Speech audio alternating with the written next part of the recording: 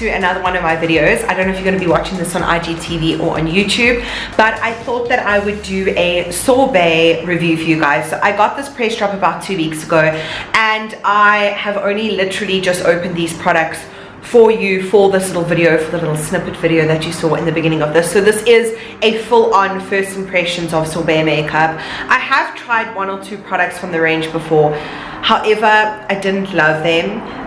So when I got this press drop, I was quite eager to try out the new stuff or different stuff from the range. So right off the bat, I'm gonna say these eyeshadows,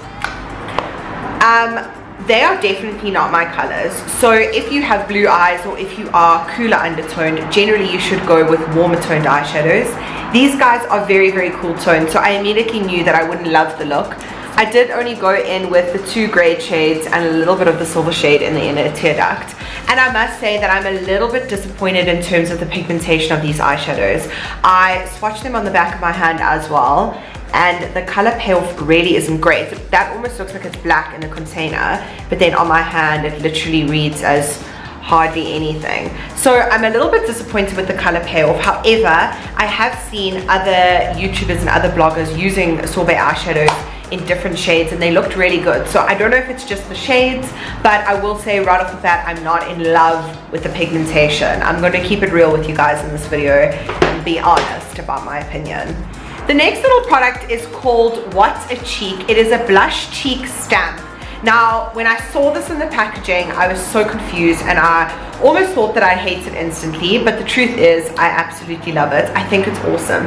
So how it works is it's got a mirror on the top, and it's got the product in the actual lid. So there's like an entire blush inside there, and then it's like this bouncy sponge. So what actually happens is that when you close it, it kind of gathers product, and then you open it again and you kind of just bounce this onto your cheek. So when you're bouncing it onto your cheek, it gives a lot of color payoff, and it gives like this really bright, intense color. And then all I literally did was take a bronzing brush and just kind of blend it into the rest of my skin, and it blended in really, really well.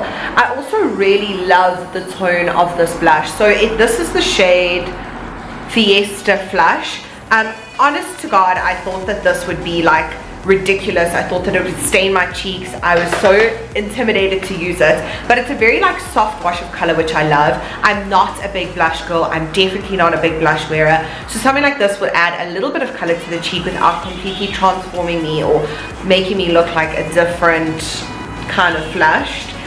So I definitely give this a big thumbs up, and if you love blush, I definitely think this is worth picking up and worth your while. Now these are really the 3 products that blew me out of the water in terms of the entire range and everything that they sent me. I absolutely love their lip liner. So when I opened it out of the packaging, I thought it would be a little bit darker than it actually is, but I really do like the color.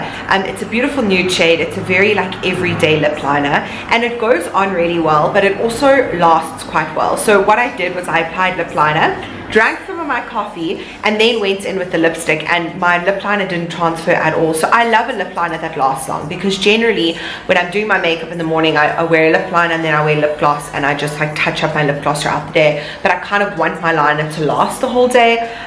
So I do think that this will be one of them. As I said, this is the first time I'm using the product, so I'll have to give you guys an update on my IG stories. So Feisty Foxy, it's like a very muted nudie shade, and then the lipstick that I paired with it was a moisturizing lip color in the shade Sure. I definitely think this is a moisturizing kind of lipstick. I would definitely not like recommend it if you're looking for something super matte. It goes on really, really well. It glides onto the skin, but I don't think that it's going to be a super long-lasting formula. So if you are somebody that's looking for moisture out of a lipstick, I definitely think that this would be it. And let's quickly talk about the packaging. So the packaging comes with like a plastic overlay, and I took that off, and with the plastic overlay on it, it looks not that luxe, but when it's off, the packaging actually looks quite beautiful and quite luxe. So I'm really happy with that. I think the way that it opens makes me feel quite special, and I do think it's got a really nice like look to it, and the color is really great. I love more warm shade lipsticks. I love moisturizing lipsticks, if I'm 100% honest. Even though we've moved into summer and we're moving into summer, the air is still so dry. so I'm really battling to get back into wearing some of my liquid lipsticks for summer.